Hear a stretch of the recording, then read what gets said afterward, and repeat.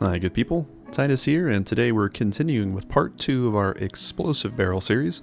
In the last video we modeled the primary details of the basic shape of the model, and in this video we'll work on creating the secondary and tertiary details, as well as doing some UV unwrapping so we can prepare it for texturing. Alright, let's not waste any time and just jump right into it. So currently we are looking at the low poly, so we're going to go ahead and hide that and actually move over to the high poly version of this model. And that has the subsurf on it. So now if we tab into edit mode, for my secondary detail I think I'm going to add basically some ribbing along the centerpiece of the barrel. So to do that I'm going to press Ctrl R, add a loop cut, and then right click snap at center, and then press Ctrl R, add another loop cut, right click snap center, and then I want to select both those loop cuts, which I can do with Shift Alt, and then just select that edge ring like so. Now I want to scale these down. A way to do that is we can use the 3D cursor. You can change your pivot point by clicking here, set it to be the 3D cursor, and then if you press S to scale it, we can press Z to lock it in the Z axis. That way I could just pinch it closer to kind of the center, maybe right around there. And then I want to create 3 rings, so I'm going to press Ctrl B to add a bevel. I will scroll my mouse wheel up to add a second segment here, and I'm just going to judge the size, maybe right around there, and then I need to select all 3 of those rings on each side, so 6 rings total, and then I need to bevel them again. So I can hold Alt, select the first ring, Shift Alt, and then just select the additional rings, and then I can press Ctrl B and add that extra bevel. Now for this, I'm actually going to go past the bevel and then press C to clamp it, and then just lock that in, and then I can press A to select everything, and I can do M to merge by distance to get rid of some of that overlapping geometry you see at the bottom there. Now what we'll do is I will Alt select every other ring here, kind of like so. And then to create the banding or the ribbing, I'll just press Alt S, and then I'll just kind of bump it in just a smidge like that. The reason we needed to bevel it is because we needed supporting edge loops around the ring to kind of hold that rigidity. So now we sort of just have this sort of shape right here. Now another thing we can do is if the lines are a bit harsh, we can hold the Alt key and just select the sharp ring components of it. So maybe right about here. And then we could just add another small bevel. And this bevel actually doesn't have to be very big. Maybe go right about there. Just make sure the shape is 0.5. And that'll give you a smoother banding just with that. And this is pretty much going to be my main secondary detail that I was wanting to create. So with that, we can probably move into our tertiary details, or the third level down. These are going to be more subtle, and I think I'm going to sculpt these in. These will probably be like scratch marks, dents, dings, basic things like that. Whenever you're modeling, you typically make your primary shape, and then you add your secondary focus, and then you can add these little minor extra accents and details to kind of make your model pop. To sculpt though, we don't have enough geometry here. So what we'll want to do, there's a few different options. In the sculpting tab, you can use Topo, you can remesh it, or you can just manually add geometry by like a subsurf modifier, which is what I'm going to do in this instance. So I will just hit apply. That's going to unlock a lot more geometry. This is probably still low poly for sculpting, but I think we can get away with it. So let's go to the sculpting tab, and we'll just kind of see what we can do here. Now, if this is your first experience in the sculpting tab, your brushes are going to be along the left-hand side here. Your brush properties will be at the top, as well as the right-hand inspector. And then you also have your mirror properties at the top. So if you want to do something on one side, you can mirror it on the other. And you can choose X, Y, or Z when you're doing that. And then of course you have your remesh and Topo on here. Remesh and Topo just basically adds more geometry, so it's easier to sculpt and move things around. When you select a brush, like maybe I'll choose this one right here, what is that? Is it my scrape tool? Yeah, so that's scrape. You can press F to adjust the brush size, so you get like a bigger area of effect, or if I press F, bring it down, it's smaller.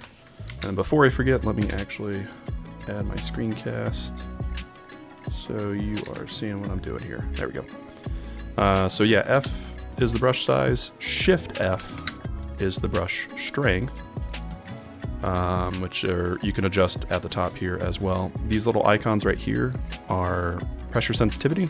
If you're using a pen tablet, you may like that. You can turn it on, and if your pen tablet supports it, you can basically get varying strengths just with the how hard you're pressing on the pen. It's a little bit faster. I'll disable it for now, just to make this easier. And then when you're doing the brush, you just obviously left click to do the action. If you hold Control, it does the reverse of the brush. So this is scraping in, so that's scraping out when I hold Control. If you hold Shift on any brush, it's the smooth brush. So it basically makes all your geometry more even, and it'll kind of smooth things out. And if you press G, that's your grab brush. That's a pretty, if you're doing any type of sculpting, you're definitely going to be probably using the grab brush, and you can basically just push things in and adjust size, what have you, and that's just with the G key. So that's a pretty common one. I think starting off for this one, I'm going to use maybe just a couple brushes just to kind of demonstrate the effect. There's a lot here. It's very intimidating. I'll tell you, I've been doing Blender for a little bit now. I really only use about 10% of this stuff, I'd say. So don't feel, like it's too much. A lot of it you don't really need. It's there if you need it, but you can do a lot with a little. But yeah, so let's come to our front view here, and I'm just going to maybe make my brush a little bit smaller, and maybe I'll add a little ding there, a little press there, and then maybe I'll come to side view with 3, and then I'll maybe add some more details just kind of randomly here, and then I'll go to the last side and maybe do something there. And that was just with the scrape tool. So then I can come and maybe let's use the fill tool. I'll come back to front view here, and then maybe I can just add a little, we'll get rid of the pressure sensitivity here, and then come to side view. And they can be pretty subtle. It's things you do around different areas. Maybe try adjusting your brush size. Maybe I'll hold Control, do the reverse of that. If you don't like something, just Control Z to undo it, or you can hold Shift and try smoothing it out, maybe make it work. Just sort of stuff like that. Just going, I guess, for a damaged look on this barrel, where it just looks like it's seen a little bit of stuff. Maybe a little dent there, and maybe something back there. Alright, and then maybe I'll go to draw sharp brush, make it real small, and maybe I'll just do a little bit of light work here. Maybe come around, do some little dings and dents here and there. And you know what, especially if you're going for a damaged look, you can get away with a lot. If it doesn't look perfect, that's fine. If you are doing scratches like this, one thing that can help is you can come to the crease brush right here, and you can basically just kind of go over some of those creases that you made. It'll kind of pinch the geometry together, and it has a nice effect on the scratches, I've noticed. Maybe move some around there. And then these are going to be basically those tertiary details that I was talking about. Just a little bit to add a little bit more to your model. And I think that's good just for this tutorial. We're just going to go with a damaged explosive barrel. But yeah, so we'll go ahead and stop there. Let's hide the high poly and bring back our low poly. And for the last bit of this video, we're going to UV unwrap the low poly model. So when we do texturing, what we do is we add the finer, more precise details on the high poly. And then when we do a bake, it basically steals a lot of that geometry information and it applies it to a texture map.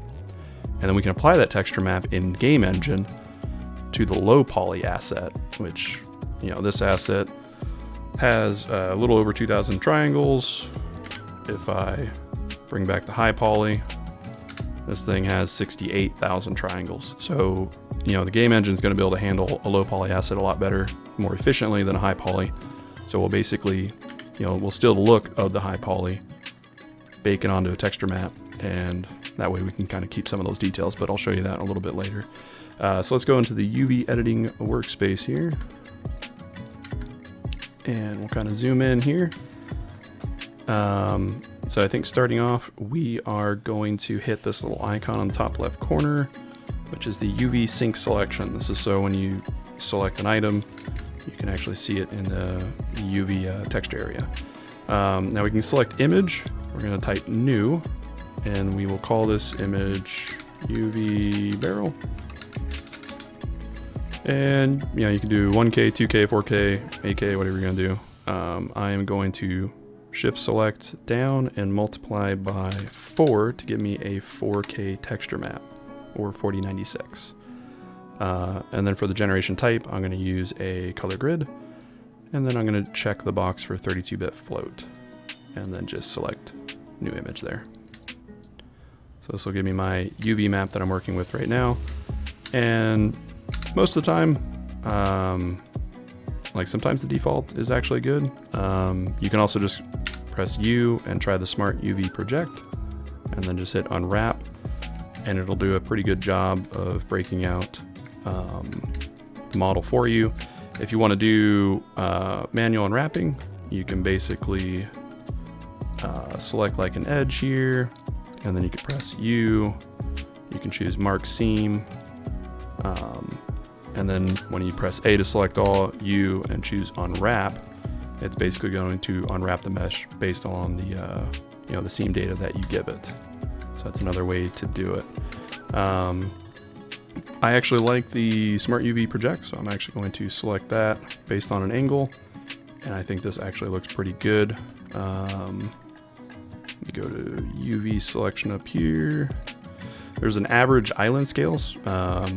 What that does is that'll try to, based on the topology of your model, it'll try to make everything that's unwrapped have like equal distance or equidistance in terms of like sizing. So you won't have, like if you have an item, like say I selected this ring, and just as an example, although there's parts of it, so this is a bad example, but sometimes it could get scaled really small comparatively to everything around it. So when you go to texture it, when the texture hits that part of the map, it looks a little funny.